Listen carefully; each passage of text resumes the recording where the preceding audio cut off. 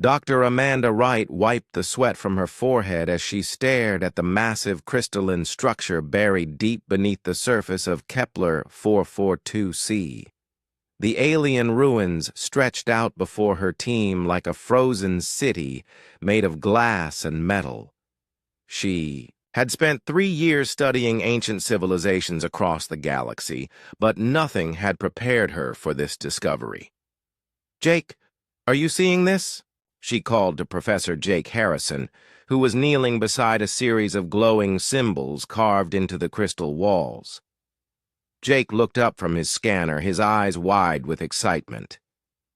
"Amanda, these symbols, they're not just decorative.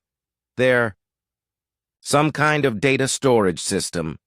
The energy readings are off the charts." The research vessel Meridian had brought them to this remote planet after detecting unusual energy signatures from orbit. What they expected to find were simple ruins from a long-dead civilization.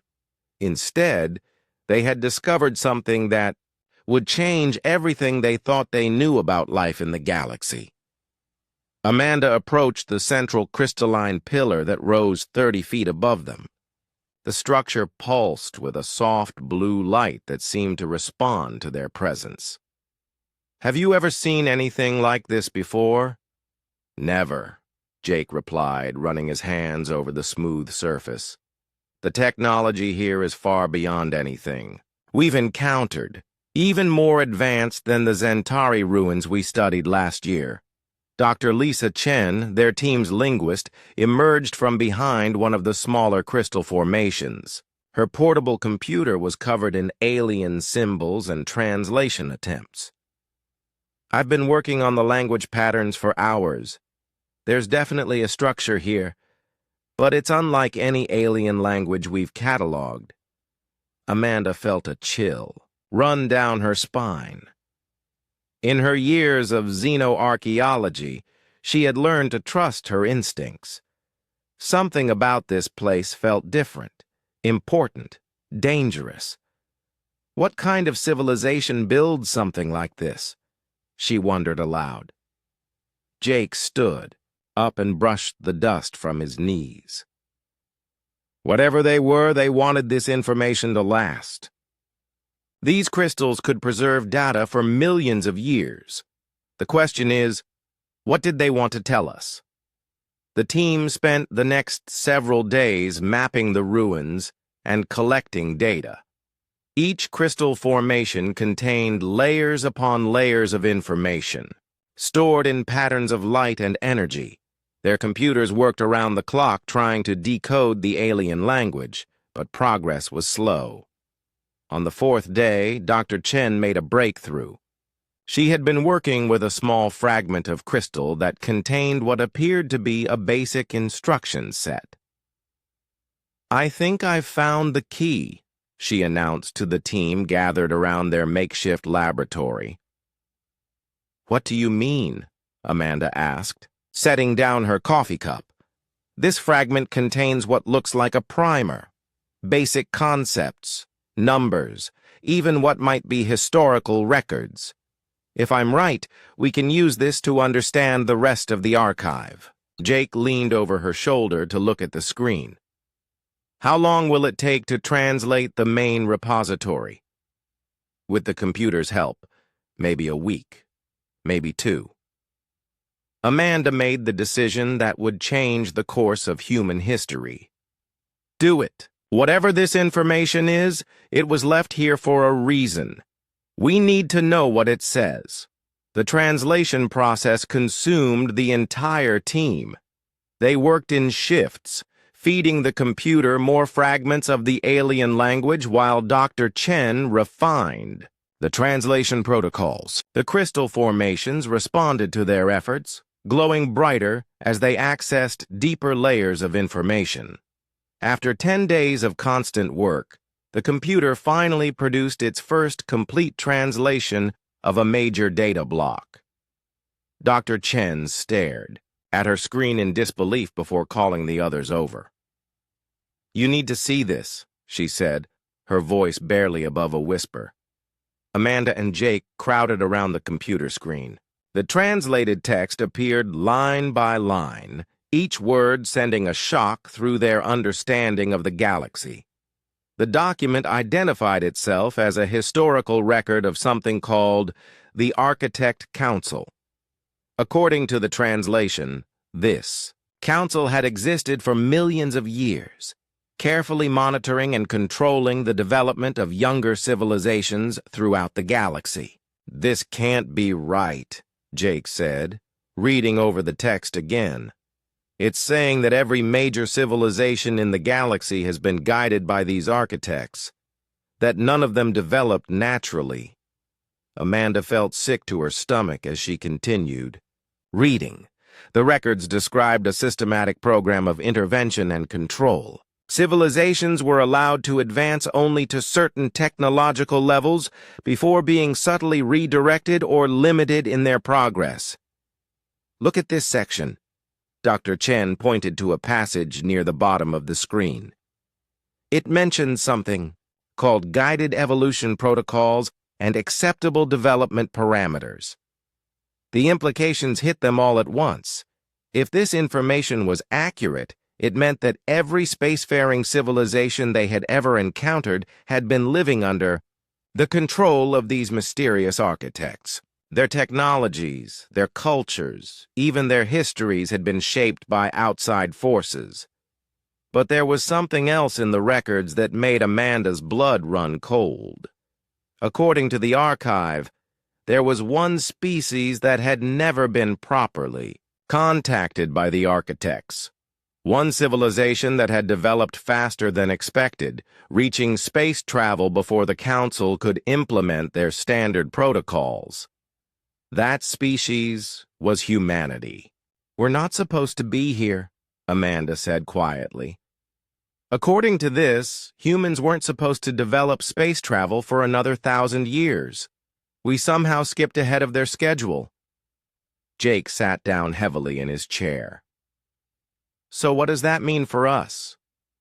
Dr. Chen continued scrolling through the translation. "There's more, much more. The archives contain detailed records of how the architects control other species, the methods they use, the technologies they employ, even their long-term plans for galactic civilization." Amanda realized that they had stumbled upon the most dangerous secret in the galaxy, knowledge that was never meant for human eyes, information that could either liberate every intelligent species in the galaxy or get humanity wiped out completely. She looked around at her team, seeing the same mix of fear and determination in their eyes that she felt in her heart. They were scientists, explorers, seekers of truth. They had dedicated their lives to understanding the universe around them. Now they had found a truth that would change everything. "We need to get this information back to Earth," Amanda said finally. "Command needs to know what we've discovered." "What if they don't believe us?" Jake asked. "Then we'll show them the proof, all of it." Amanda gestured toward the massive crystal archive surrounding them. "We'll document everything and let them decide what to do with it." As their ship prepared to leave Kepler 442c, Amanda took one last look at the alien ruins. Somewhere out there, the architects were continuing their ancient work of controlling galactic civilization. They had no idea that a small team of human archaeologists had just uncovered their most carefully guarded secrets. Humanity was about to learn that they were not alone in the universe, and more importantly, they were about to discover that they were not free. The Global Science Consortium building in Geneva buzzed with activity as Dr. Amanda Wright presented her findings to the Emergency Council session. Representatives from every major spacefaring nation sat around the curved table, their faces growing more serious with each slide of her presentation. General Patricia Kane, head of Earth's Defense Initiative, leaned forward in her chair. "Dr. Wright, you're asking us to believe that our entire history has been manipulated by an alien civilization that we've never detected." I understand how it sounds, General, Amanda replied, advancing to the next slide showing the translated architect records. But the evidence is overwhelming. These archives contain detailed information about dozens of civilizations, including specific intervention protocols for each species. Secretary of Science David Park, from the Asian Space Collective, raised his hand. What kind of interventions are we talking about? Dr. Jake Harrison, who had traveled back with Amanda, stood up to address the council. According to the archives, the architects used several methods to control developing civilizations. They introduced technological dead ends, eliminate key researchers, and sometimes trigger what appear to be natural disasters to prevent breakthrough discoveries. The room fell silent as the implications sank in. General Kane was the first to speak. Are you suggesting that events in human history might have been caused by these architects? We think it's possible, Amanda said. After studying the records for 3 weeks, we've identified several patterns that match historical events on Earth. She clicked to a new slide showing a timeline of human technological development. Look at this progression. Throughout most of human history, technological advancement was slow and steady. But in the last 200 years, we've made incredible leaps forward. Steam engines, electricity, computers, space travel. According to the architect protocols, this kind of rapid development should have triggered immediate intervention.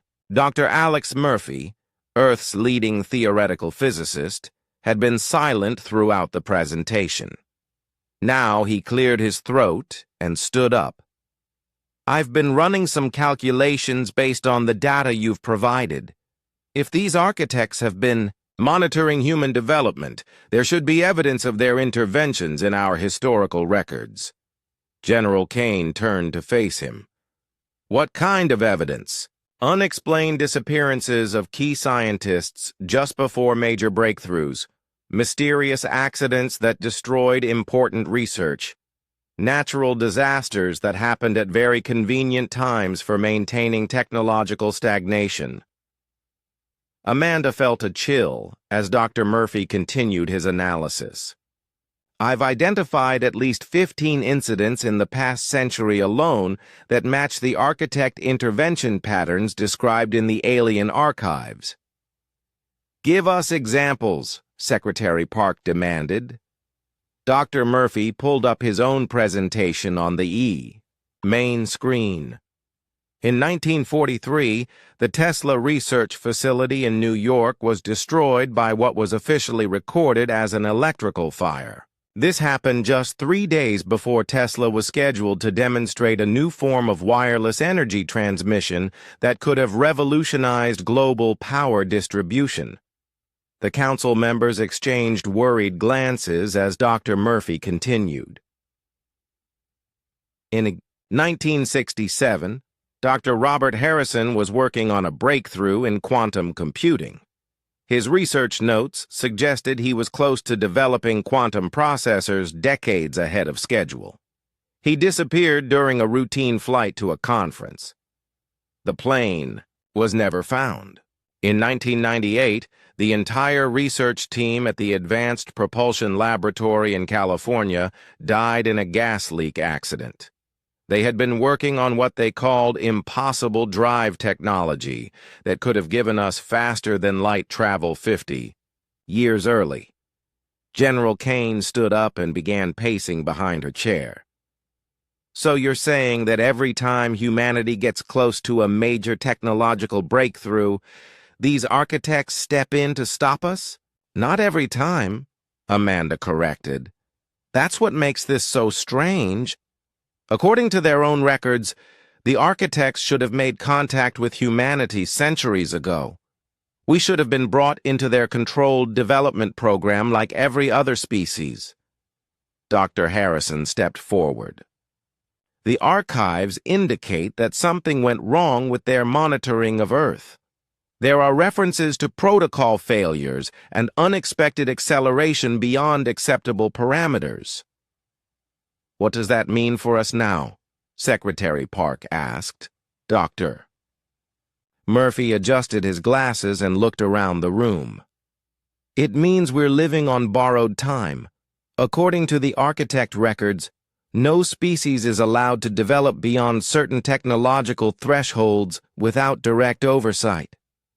We've already exceeded several of those limits. General Kane stopped pacing and faced the assembled scientists. How long do we have? That depends on when they realize we've found their archives, Amanda said. The moment they discover that we know about their existence and their methods, they'll have to act. What kind of action? General Kane asked, though her expression suggested she already knew the answer. Jake pulled up another section of the translated records. The archives describe what they call correction protocols for species that develop beyond acceptable parameters without authorization. The methods range from technological suppression to complete planetary sterilization. The room fell into stunned silence. The weight of their discovery was becoming clear to everyone present. Humanity had accidentally learned the most dangerous secret in the galaxy, and that knowledge made them a threat to the established order. Dr. Murphy broke the silence. There's something else we need to consider. The archives suggest that the architects have been among us for a long time. Some of the records mention embedded observation units that monitor developing species from within their own societies. You mean spies? General Kane asked. More than that, Amanda replied. Based on the translation, these observers can live among target species for centuries. They look like us, act like us, but they're actually gathering intelligence for the architects. Secretary Park leaned back in his chair. How would we even identify them? We're working on that, Dr. Murphy said. The archives contain some technical information about the observation units, but it's incomplete. We need more time to understand how they operate. General Kane walked to the large window overlooking Lake Geneva. Time is exactly what we don't have. If these architects realize what we've discovered, they'll move against us immediately. She turned back to face the room. I'm recommending that this information be classified at the highest level. Only essential personnel should know about the architect threat until we can develop a response plan. What kind of response? Amanda asked. The kind that ensures human survival, General Kane replied grimly. If these architects want to control our development or eliminate us entirely, they're going to discover that humanity doesn't give up easily. Dr. Harrison stepped forward. General, the technological gap between us and the architects is enormous. According to the archives, they've had millions of years to develop their capabilities. Then we'll have to be smarter, not stronger, General Kane said. Dr. Wright, I want you and your team to continue studying those archives. Learn everything you can about architect technology, their methods, their weaknesses. She turned to Dr. Murphy. Doctor, I need you to start identifying possible architect interventions in our history. If we can understand their patterns, maybe we can predict their next moves. And if they make contact before we're ready? Secretary Park asked. General. Kane's expression hardened. Then we'll do what humans have always done when faced with impossible odds. We'll fight back. As the council session ended and the representatives filed out of the room, Amanda stared at the alien text still displayed on the main screen. Somewhere in that vast archive of information lay the keys to humanity's survival. They just had to find them before the architects found them. The race for humanity's future had begun. Commander Lisa Bennett stood in the secure briefing room deep beneath the Pentagon, studying the wall of photographs and documents that her team had assembled over the past month. Each image represented a piece of a puzzle that was becoming more terrifying with every connection they made. "Tell me what you found," General Kane said as she entered the room, followed by Dr. Wright and her research team. Lisa turned from the wall display. "General, what we've discovered changes everything we thought we knew about human history. The architect archives weren't just theoretical records. They were operational manuals." She pointed to a series of photographs showing historical figures from different time periods. "Using the identification protocols from the alien database, we've been able to track architect observers throughout human history. They've been among us far longer than we initially realized." Dr. Wright approached the display, her eyes widening as she recognized some of the faces. "These are real historical figures, politicians, scientists, religious leaders." "That's correct," Lisa replied. "But according to the architect records, they weren't entirely human. The archives describe something called deep integration protocols, where observers take on the complete identity of influential humans." Dr. Jake Harrison studied one particular photograph from the 1960s. "This man was responsible for redirecting NASA's funding away from advanced propulsion research. At the time, everyone thought it was just political maneuvering." "It wasn't," Lisa said grimly. "The architect records show that several key figures in space development programs were observation units tasked with keeping human space travel within acceptable limits." General Kane moved closer to examine the evidence. "How do these observers operate? How long have they been here?" Dr. Alex Murphy, who had been working with Lisa's team, stepped forward with a tablet full of data. "The archives describe a process where observers replace key individuals at critical moments in history. They can assume the memories, personalities, and even the physical appearance of their targets." "Replace them how?" Dr. Wright asked, though she wasn't sure she wanted to know the answer. "Complete biological reconstruction," Murphy replied. "The original person is eliminated and replaced with an observer who has all their memories and experiences. To everyone around them, including family members, nothing has changed." The room fell silent as the implications sank in. General Kane was the first to speak. "How many observers are we talking about?"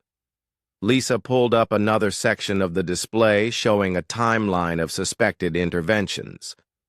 "Based on the patterns we've identified, there could be hundreds of observers currently active on Earth. They're embedded in governments, scientific institutions, military organizations, and major corporations." "Any way to identify them?" General Kane asked. "We're working on it," Dr. Wright replied. "The archives contain some technical specifications for the observation units, but they're designed to be virtually undetectable using conventional methods." Dr. Murphy adjusted his glasses and looked around the room. "There is one thing we've discovered that might help. The observers have to report back to their controllers periodically. The archives mention something called synchronization protocols that require direct communication with architect command systems." "Can we intercept these communications?" General Kane asked. "Possibly," Murphy replied.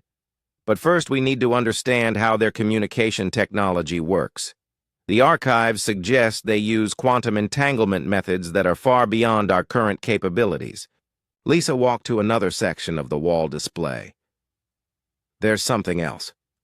We've identified several historical events that were directly caused by architect intervention.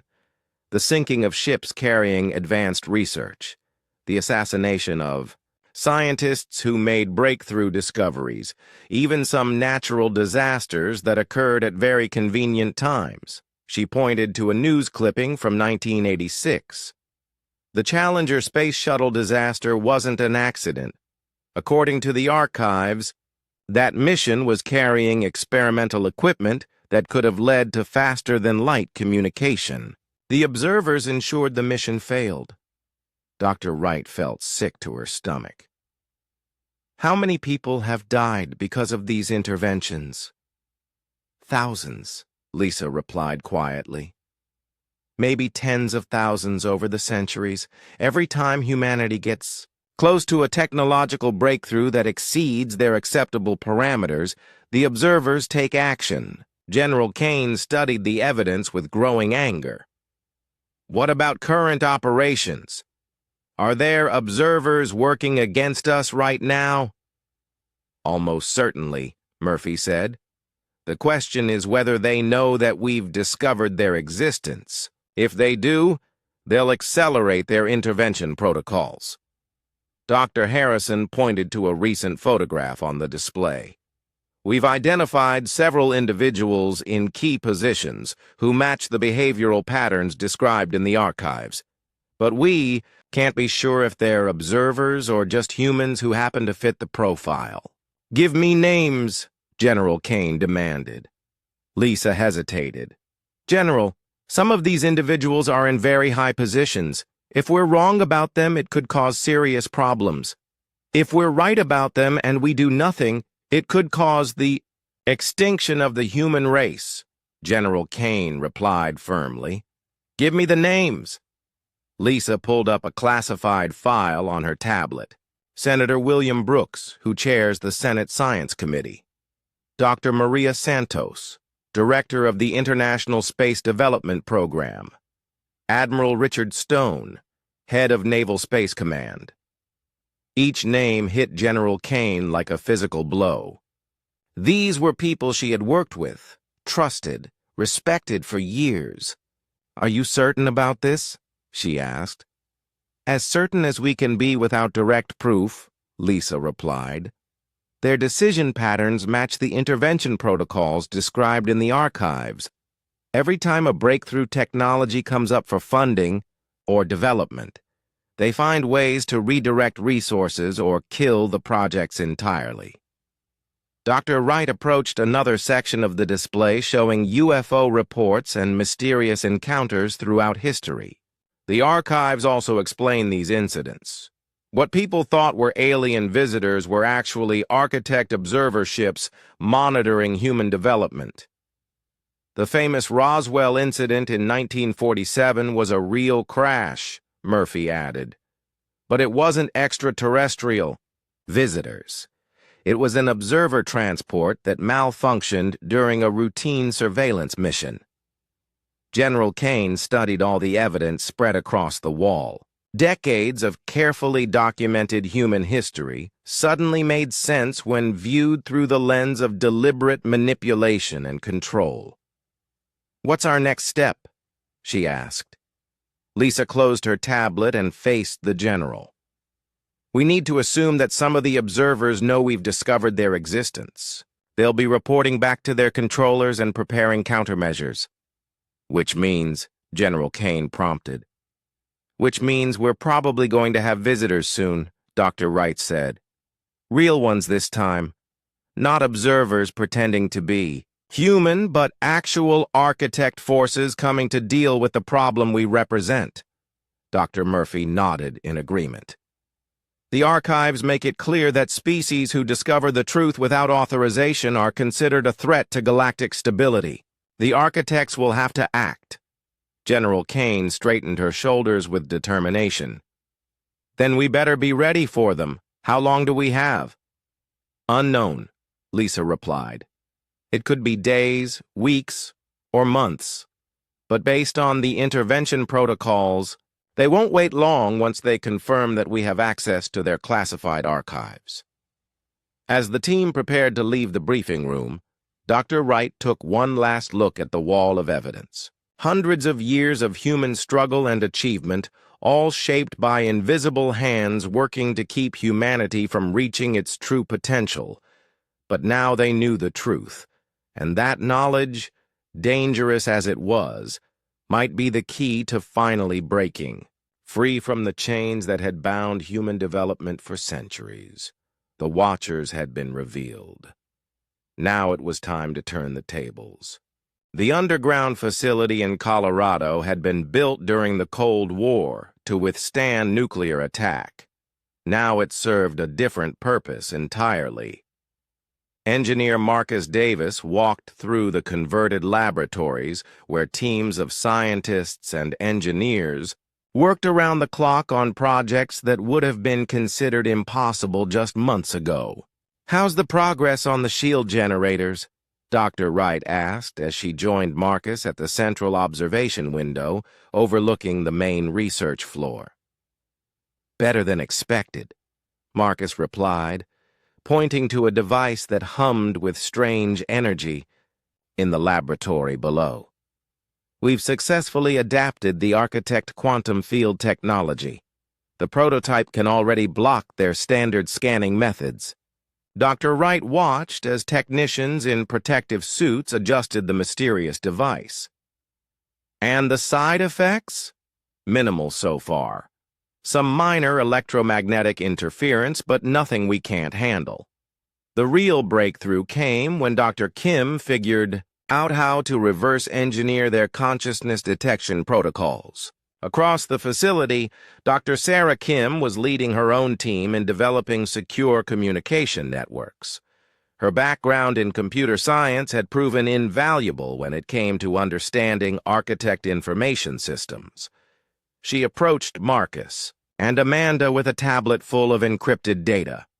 "We've successfully tested the quantum communication array," she reported. "Messages sent through our network are completely invisible to architect monitoring systems. We can now coordinate resistance efforts globally without detection." "How many resistance cells are operational?" Dr. Wright asked. 47 confirmed sites across 6 continents, Sarah replied. "Each cell has between 20 and 50 personnel working on different aspects of our defense preparations. We're sharing research data in real time while maintaining complete communication security." Marcus led them to another section of the facility where Captain Ryan Foster was training a specialized military unit. The soldiers moved through combat scenarios designed around the limited information they had about architect technology and tactics. "Captain Foster," Dr. Wright called out as they approached the training area. Ryan paused the exercise and walked over to meet them. "Dr. Wright, we've been adapting our training based on the new intelligence from the archives. The good news is that the architects seem to rely heavily on their technological advantages. They're not expecting serious military resistance from what they consider a primitive species." "What's the bad news?" Marcus asked. "Their technological advantages are substantial," Ryan replied honestly. "Energy weapons that can level buildings, personal shields that stop conventional ammunition, transport ships that can appear and disappear at will. We're going to need every advantage we can create." Dr. Wright nodded toward the equipment his soldiers were using. "What about the new weapons?" "The prototype energy rifles are showing promise," Ryan said, picking up one of the unusual weapons from a nearby rack. "Based on architect power cell technology, but modified for human use, range and stopping power are both superior to conventional weapons." Marcus examined the rifle with professional interest. "How's the power consumption?" "Each cell gives us about 200 shots before needing replacement. Dr. Davis's team has been working on improving efficiency, but it's still better than anything we've had before." Dr. Kim showed them her tablet with updates from other resistance sites. "The facility in Japan has successfully developed personal cloaking devices. Limited duration, but they make our people invisible to most architect detection methods." "And the Australian site?" Dr. Wright asked. "They've created something incredible," Sarah replied with excitement. "Dimensional storage technology based on the archive data. We can hide entire weapons stockpiles and equipment caches in pocket dimensions. Even if the architects scan the area, they won't find anything." Marcus whistled in appreciation. "How large can these pocket dimensions be?" "The current prototype can store the equivalent of a city block worth of material. They're working on scaling it up to hide entire military bases." Dr. Wright felt a mixture of pride and concern as she looked around the facility. In just a few months, humanity had made technological leaps that should have taken decades, but she knew they were racing against time. "Any word from the monitoring stations?" she asked. Captain Foster checked his communication device. "Nothing yet, but our deep space scanners are showing unusual energy signatures at the edge of the solar system. Could be nothing, but it might be advanced scout ships." "How long before we know for sure?" Marcus asked. "Dr. Murphy's team estimates another week before we can confirm whether those signatures are natural phenomena or architect vessels," Ryan replied. Dr. Kim pulled up another screen on her tablet. "Speaking of Dr. Murphy, his latest analysis of the archives has revealed something important.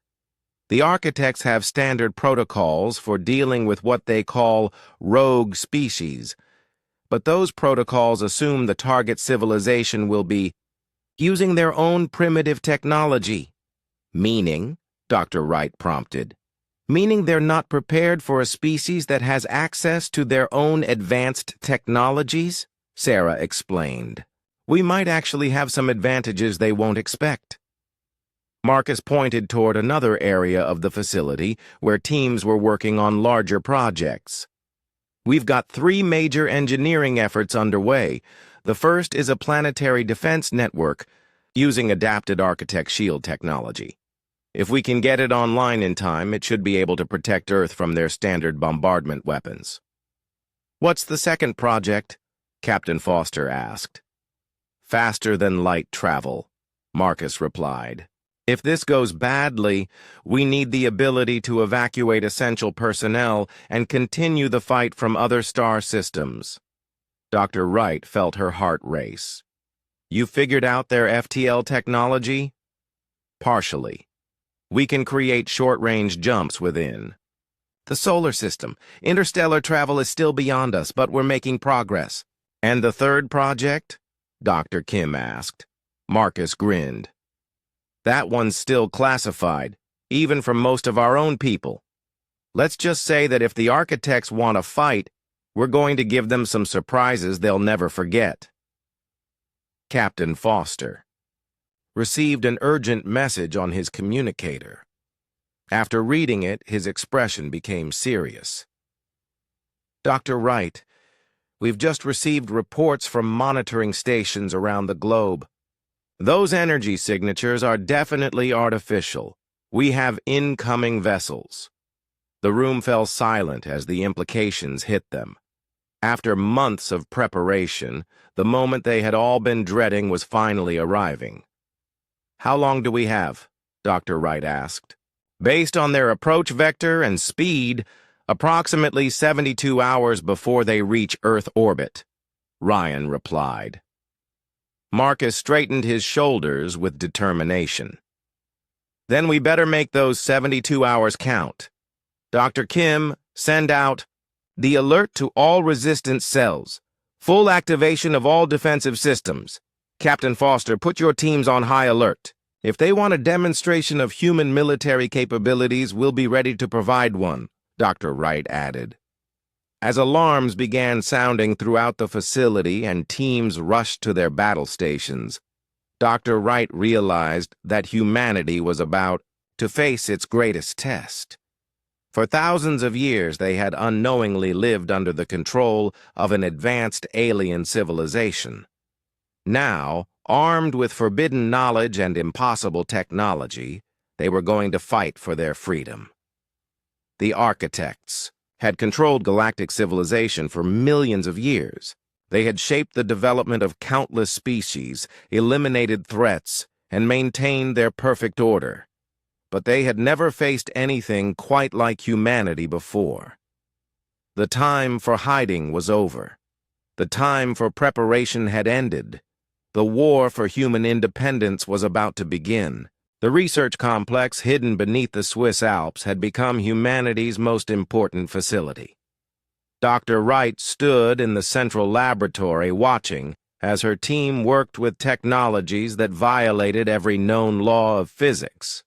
The quantum consciousness, Manipulation device hummed quietly in the center of the room, its crystalline structure pulsing with the same blue light they had first seen in the architect archives. "Amanda, you need to see this," Dr. Murphy called from his workstation. He had been analyzing the consciousness-shielding technology for weeks, trying to understand how it could protect human thoughts from architect mental scanning. She approached his station where multiple screens displayed brainwave patterns and quantum field measurements. "What have you found?" The architect mental monitoring systems work by detecting specific quantum signatures produced by conscious thought, Alex explained. But this shielding technology doesn't just block those signatures.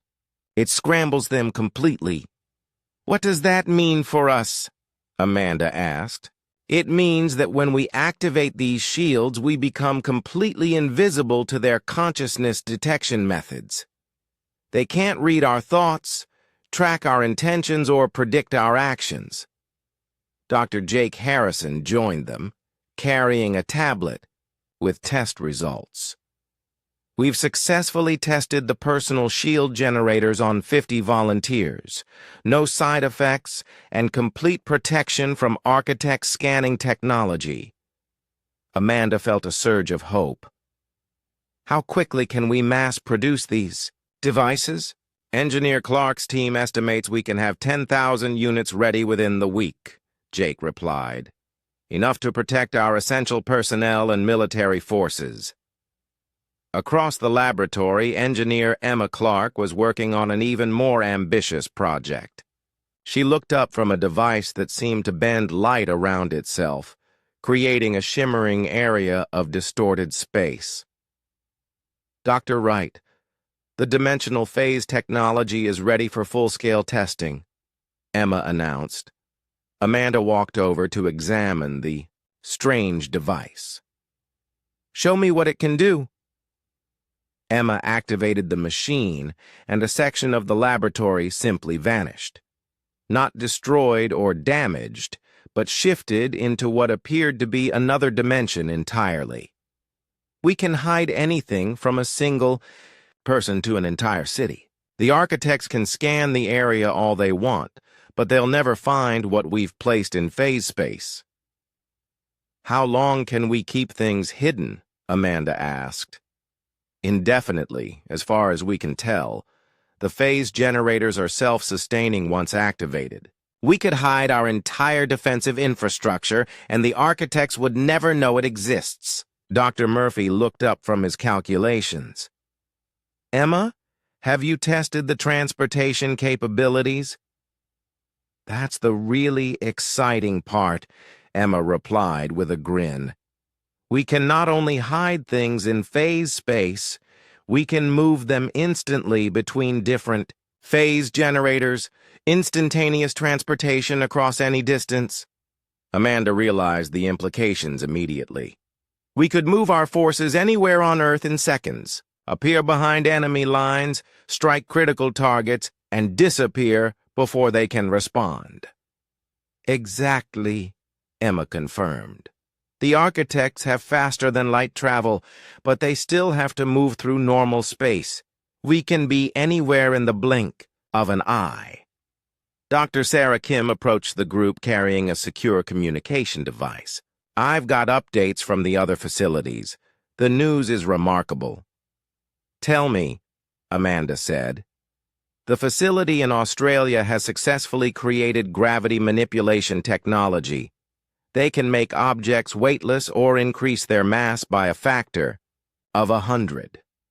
Imagine the possibilities for both construction and warfare." Amanda tried to process the implications. "What else?"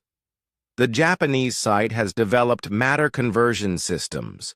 They can transform any element into any other element. At the atomic level, we now have unlimited access to any material we need."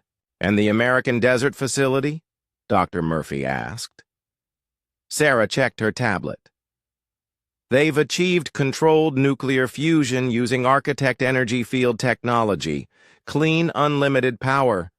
We can now operate all our advanced systems without any resource constraints, Jake whistled in amazement. In 6 months, we've advanced human technology by centuries, maybe millennia. There's more, Sarah continued. The facility in Russia has created temporal displacement fields, limited time dilation effects that let us work faster while the outside world moves in slow motion. Amanda felt overwhelmed by the rapid pace of advancement. How is this possible? How are we making these breakthroughs so quickly?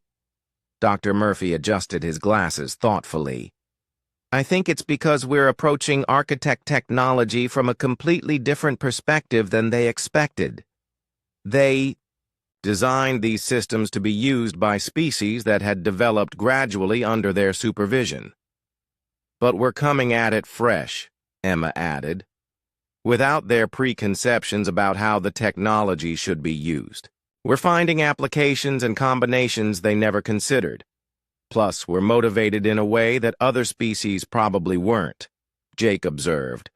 We're fighting for our survival. That tends to inspire creative thinking. Sarah received another message on her communicator. The monitoring stations are reporting increased architect activity.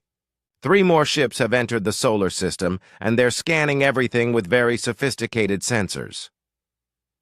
Can they detect our facilities? Amanda asked. Not yet, Emma replied confidently. Everything important is either shielded or in phase space. To their sensors, Earth looks like a primitive planet with basic technology. Dr. Murphy brought up a new display showing energy readings from around the globe. But we can detect them. The consciousness shielding technology works both ways. We can scan their ships and observe their activities without them knowing. Bonnie, are they doing? Amanda asked. Standard reconnaissance protocols, according to the archive data, Sarah replied. They're cataloging our technological level, population centers, and defensive capabilities. Little do they know, Emma said with satisfaction, that our actual defensive capabilities are beyond their comprehension. Jake pulled up another screen showing the Global Resistance Network. All facilities are reporting similar success rates with the forbidden technologies. We now have capabilities that shouldn't exist for another 1,000,000 years of normal development. The question is, Dr. Murphy said seriously, are we ready to use them? Amanda looked around the laboratory at the impossible devices her team had created, consciousness shields that made humans invisible to alien mental scanning, phase generators that could hide entire armies in pocket dimensions, gravity manipulators that could turn buildings into projectile weapons, matter converters that could transform any substance into whatever they needed. There's something else we need to consider, she said. The Architect archives contained warnings about these technologies. They're forbidden for a reason. What kind of warnings? Sarah asked. Some of these technologies can destabilize local space-time if used incorrectly. Others can cause chain reactions that spread across multiple star systems. The architects didn't just forbid these technologies to maintain control. Some of them are genuinely dangerous. Emma nodded thoughtfully. Which is why we've been so careful with our testing. Every system has multiple safety protocols and emergency shutdown procedures. But, in a real battle situation, Jake asked, in a real battle situation, we'll use whatever we need to survive, Amanda replied firmly. The architects made their choice when they decided to control our development. Now they'll face the consequences of that decision. Dr. Murphy received an urgent alert on his workstation. Amanda, we're getting reports from deep space monitoring stations. The architect ships are changing course. They're no longer just scanning. They're moving into attack formation. How long do we have? Amanda asked. Based on their current speed and trajectory, approximately 18 hours until they reach optimal bombardment position. Emma activated the facility's emergency systems. Time to find out if our impossible technologies work as well in practice as they do in theory. As alarms echoed through the underground complex and teams rushed to their battle stations, Amanda realized that humanity was about to attempt something unprecedented in galactic history. They were going to fight an advanced alien civilization using that civilization's own forbidden technologies.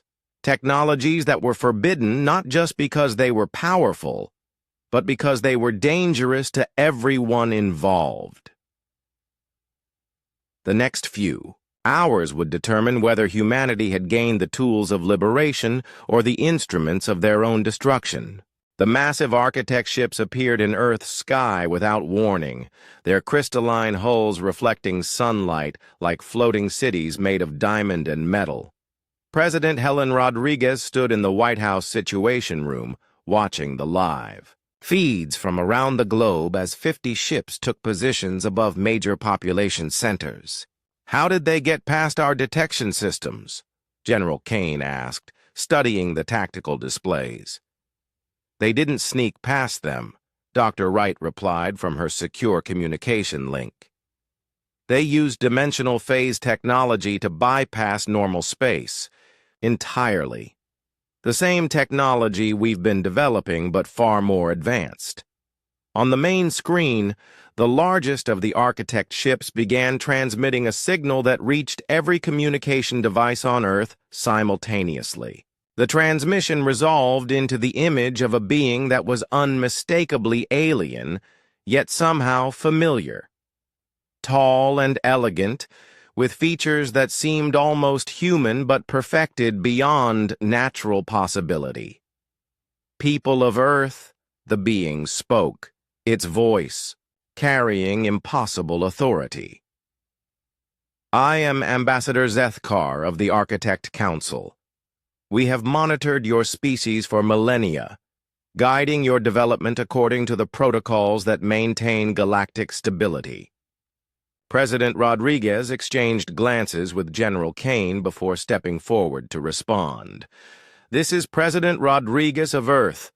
We're prepared to discuss your concerns through diplomatic channels." The alien ambassador's expression remained unchanged. "Diplomacy is not the purpose of this contact. You have accessed classified information that was never intended for your species.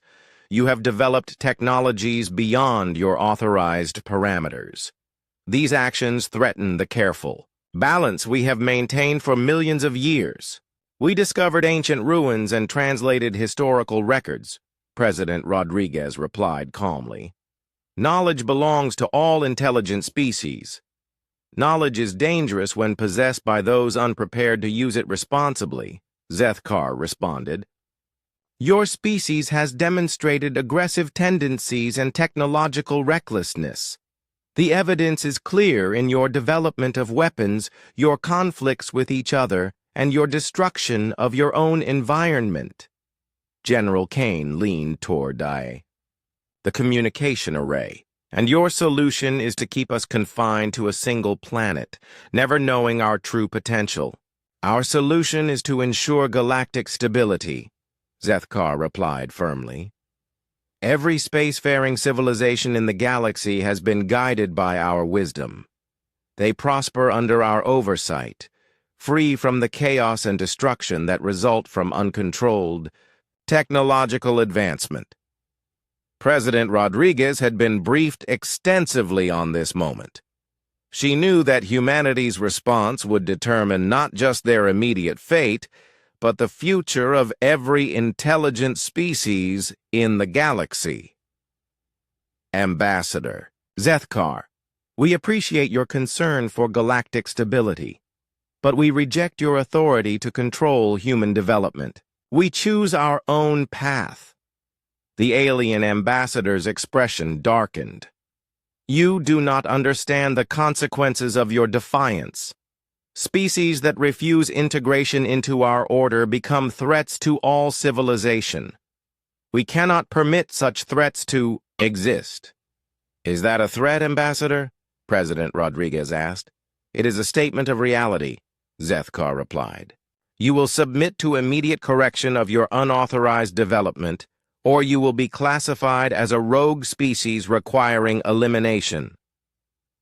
The transmission ended, leaving the Situation Room in tense silence.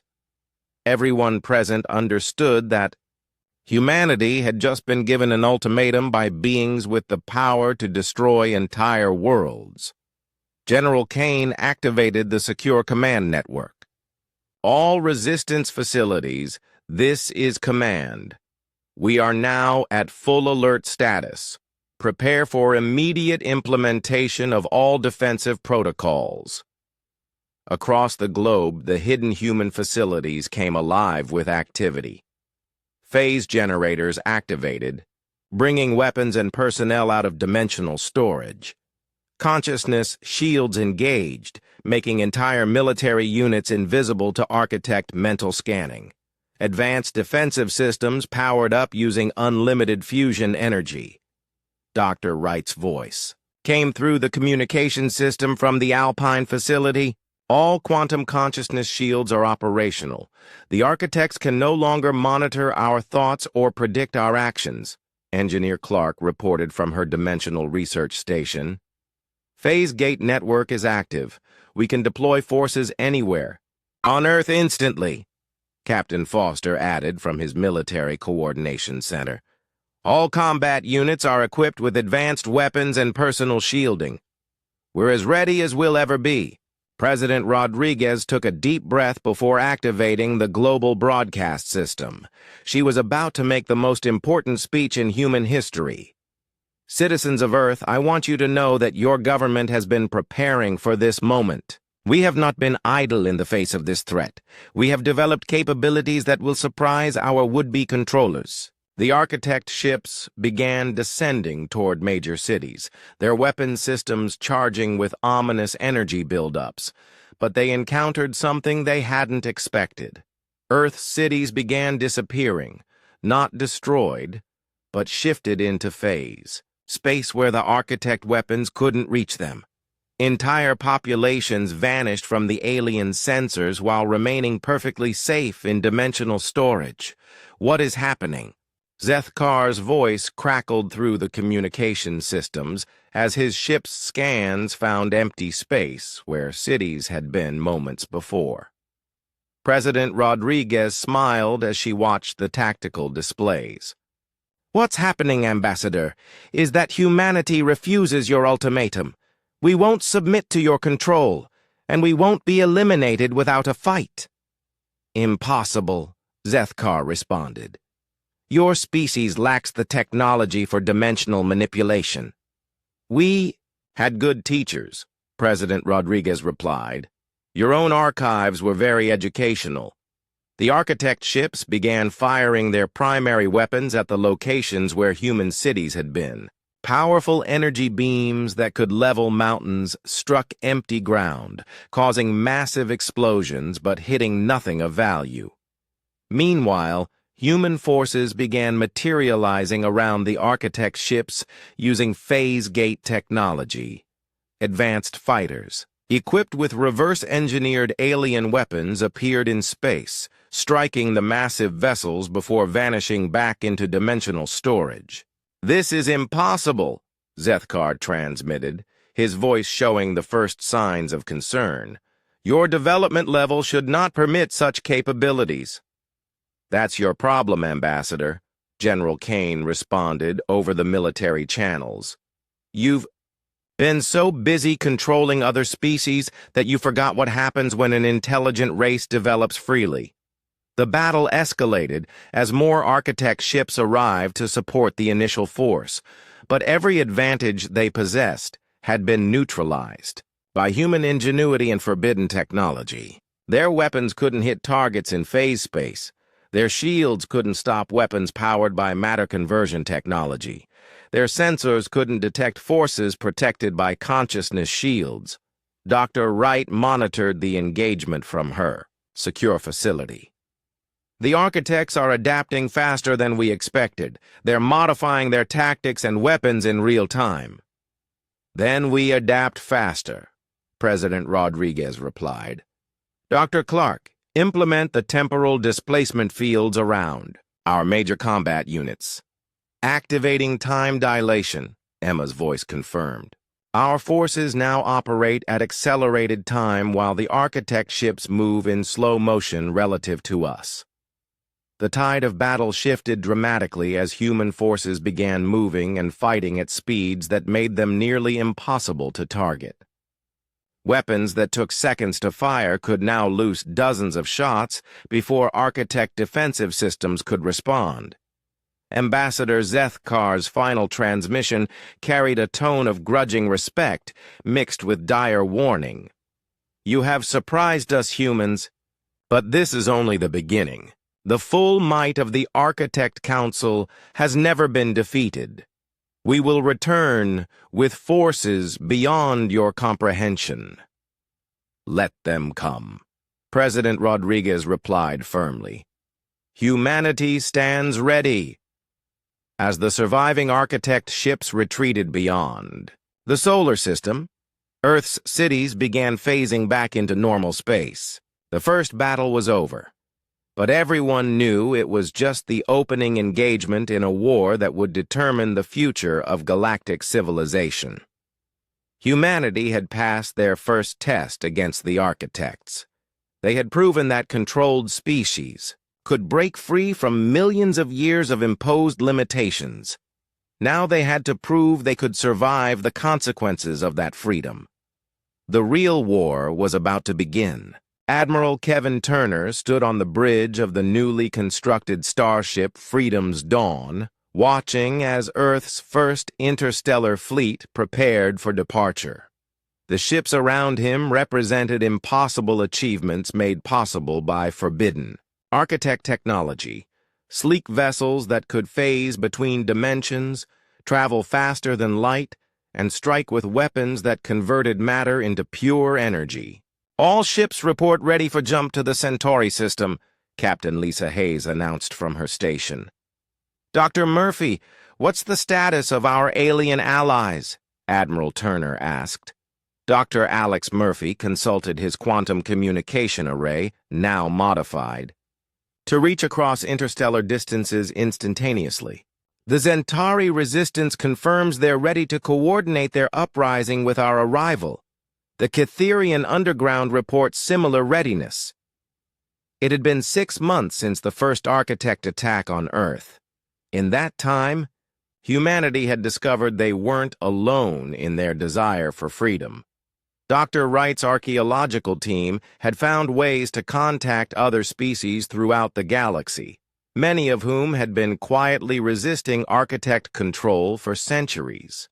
Signal from the orbital defense platforms, reported Commander Janet Brooks. 3 more architect fleets have been detected approaching the outer system. Admiral Turner studied the tactical display. How many ships? Over 300 vessels across the 3 fleets. They're not taking any chances this time. Neither are we, Turner replied. Dr. Clark, activate the solar system defense grid. Engineer, Emma Clark worked at her dimensional phase controls from the Freedom's Dawn's advanced bridge. Activating planetary phase generators now. Earth, Mars, and the lunar colonies are shifting into protected dimensional space. The entire inner solar system began to shimmer and fade from normal space, leaving the architect fleets with no targets to attack. Meanwhile, hidden defense platforms materialized around the enemy ships, opening fire with weapons based on matter conversion technology. All human fleets, this is Admiral Turner. Execute Operation Starbreak. Time to liberate our galactic neighbors. The human ships engaged their faster-than-light drives, but instead of fleeing the system, they jumped to predetermined coordinates throughout the galaxy. For the first time in millions of years, a coordinated multi-system rebellion was beginning. Captain Foster, now commanding the assault ship Defiance, materialized his vessel in the Zentari home system. Dr. Kim, are you receiving the Zentari resistance signals?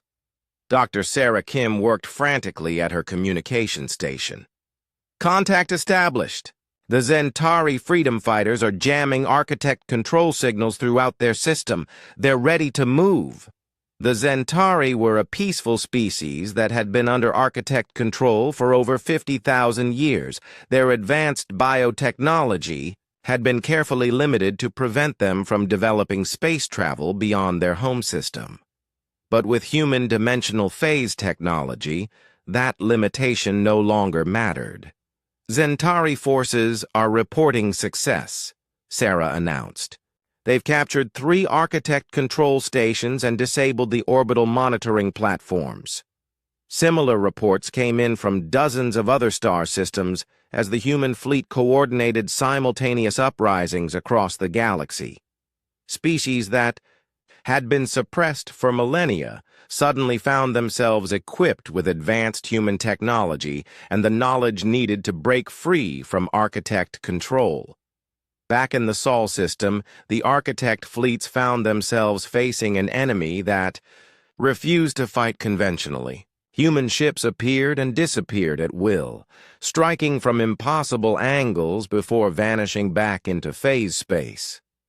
Weapons that should have been able to destroy entire planets proved useless against targets that existed in multiple dimensions. Simultaneously, Dr. Wright, monitoring the battle from Earth's hidden command center, received updates from the Galactic Resistance Network. Admiral Turner, we're getting reports from 17 different systems. The liberation is spreading faster than we anticipated. What's the architect response? Turner asked over the quantum communication link. They're pulling forces back from their frontier territories to defend their core systems. But every time they concentrate their fleets, our allies hit them somewhere else. The war that the architects had expected to end quickly became a nightmare of coordinated resistance across thousands of star systems. Species that had been controlled for eons suddenly remembered what freedom meant, and they fought with the desperation of beings who had nothing left to lose. Captain Hayes reported from her tactical station. Admiral, we're receiving a priority. Transmission from the Catherian system. The Catherians had been one of the first species to fall under architect control over 2 million years ago. Their advanced mathematical abilities had been carefully channeled into maintaining architect computational systems rather than developing their own technology. This is Catherian Resistance Leader Morthak, came the translated voice over the communication system. We have successfully liberated the Central Archive Complex. We now have access to complete architect historical records spanning the last 3 million years. Dr. Wright felt her heart race. What have you found? The architects are not the original controllers, Morthak replied. They overthrew their own creators millions of years ago using the same methods they now use to control us. The cycle has repeated many times throughout galactic history. Are you saying there have been other galactic civilizations before the architects? Admiral Turner asked. Many others. Each one eventually overthrew their predecessors, only to become controllers themselves. The archives contain records of at least 7 previous galactic orders, each destroyed by the next generation of rebels. Dr. Murphy looked up from his analysis station. Admiral, this changes everything. The architects aren't some ancient race of galactic guardians. They're just the most recent generation of species to seize control. The revelation spread throughout the human fleet and their alien allies. The architects' claims of maintaining galactic stability for millions of years were revealed as lies designed to justify their own dominance. All liberation forces, this is Admiral Turner, he broadcast across the quantum network. We now know the truth. The architects are not protecting galactic civilization. They're perpetuating a cycle of control that has suppressed the development of intelligent life for millions of years. The response from the resistance was immediate and overwhelming. Species that had been hesitant to fully commit to the rebellion now threw their entire civilizations into the fight for freedom. The Architect. Fleets found themselves outnumbered for the first time in their existence. Hundreds of species, equipped with human phase technology and dimensional weapons, struck simultaneously across the galaxy. Control stations that had maintained Architect dominance for millennia fell to coordinated attacks. Ambassador Zethkar's voice came through on all communication channels, his previous authority replaced by desperate pleading. "You do not understand what you are doing. Without our guidance, galactic civilization will collapse into chaos and warfare." "Maybe," Admiral Turner replied, "but that's our choice to make. Every species deserves the right to succeed or fail on their own merits." The final battle of the war took place at the Architect homeworld, a massive artificial construct at the galaxy's core. Human ships, supported by hundreds of allied fleets, surrounded the last bastion of Architect power. But instead of destroying it, Admiral Turner made a decision that surprised even his own officers. "This is Admiral Turner to the Architect Council.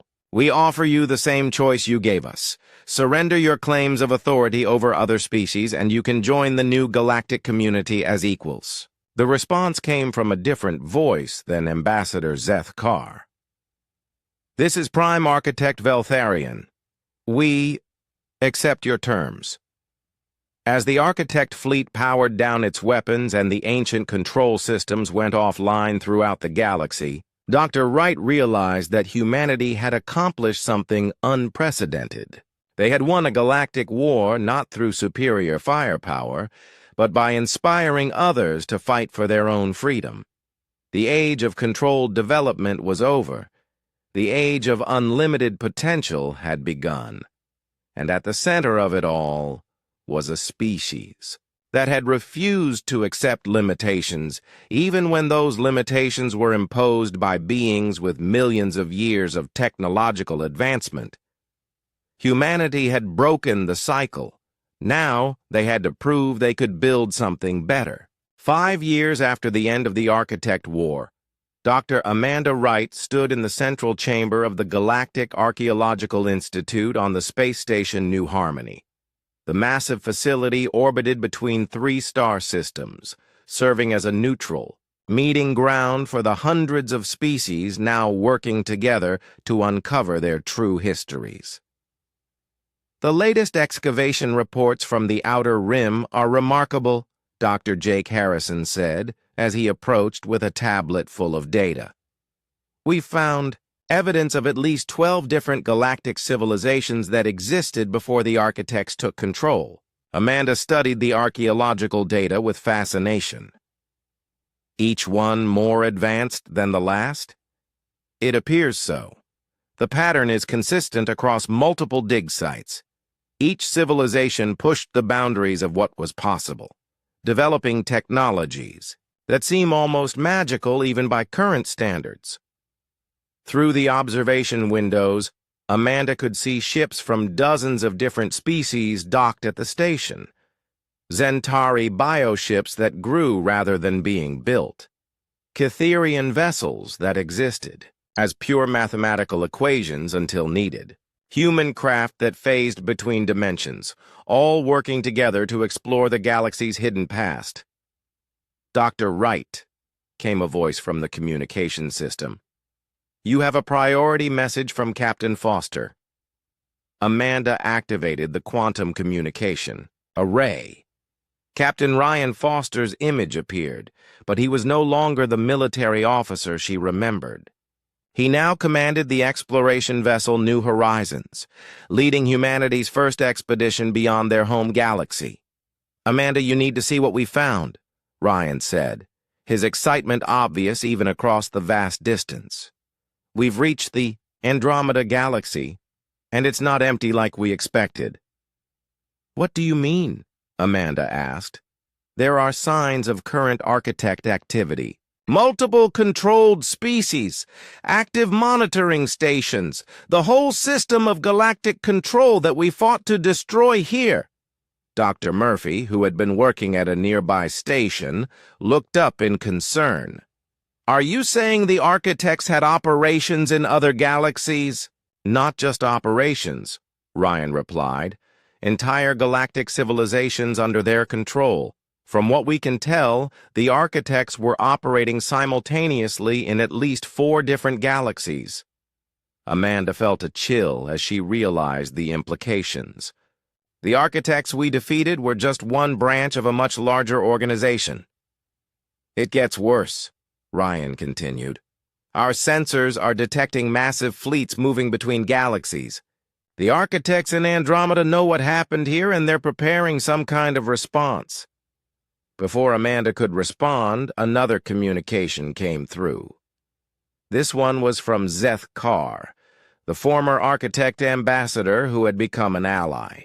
After the war ended, Dr. Wright, I must speak with you urgently, Zeth Carr said, his crystalline features showing genuine concern. We have detected transmissions from the Greater Council. The Greater Council?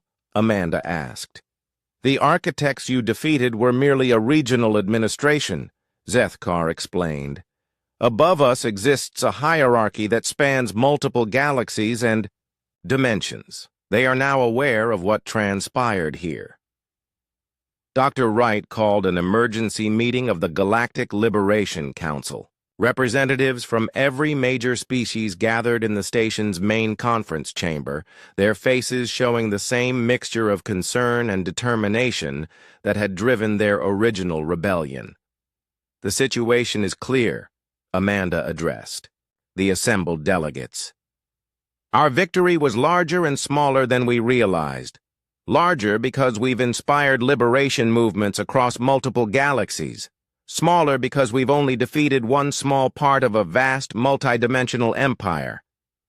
Morthok, the Catherian resistance leader who now served as the Council's strategic coordinator, stood to address the group.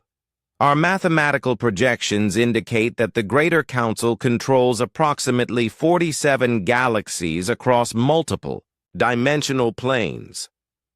What are our options? Asked Veltharion, the former prime architect who had become an advocate for voluntary cooperation between species. Admiral Turner, now commanding the combined Liberation Fleet, activated a holographic display showing their current capabilities. We have advantages the Greater Council doesn't expect. Our dimensional phase technology is more advanced than anything they've encountered. Our alliance includes species from across the technological spectrum. Most importantly, we've broken the psychological control that kept species passive for millions of years. Dr. Sarah Kim, who had developed into the galaxy's leading expert on quantum communication networks, added her analysis. We've established secure communication with resistance. Movements in 6 other galaxies.